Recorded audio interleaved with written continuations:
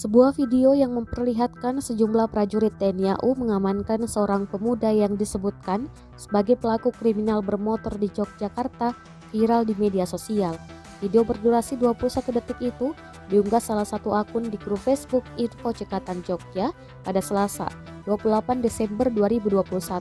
Disebutkan bahwa gerombolan tersebut turut membawa senjata tajam seperti sabuk yang dipasangi gear dan berlaku arogan di jalan. Setidaknya imbuh pengunggah ada 3 sepeda motor yang dihancurkan oleh kelompok tersebut. Hingga saat ini videonya telah ditonton puluhan ribu kali.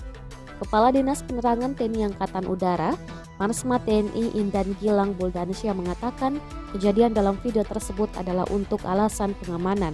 Ia menjelaskan personel Pom Maulanut Adi Sucipto Yogyakarta melakukan tindakan tegas atas insiden supporter sepak bola dan sekelompok warga di Jalan Jogja Solo, tepatnya di depan Komplek Blok F Lanut Adi Sucipto pada Senin 27 Desember 2021.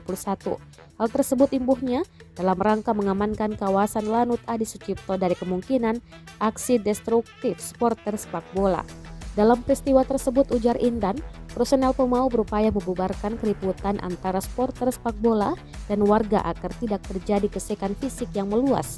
Petugas Pemau Lanut Adi Sucipto juga mengamankan seorang supporter sepak bola yang diduga bersikap provokatif dengan melemparkan helm ke arah warga.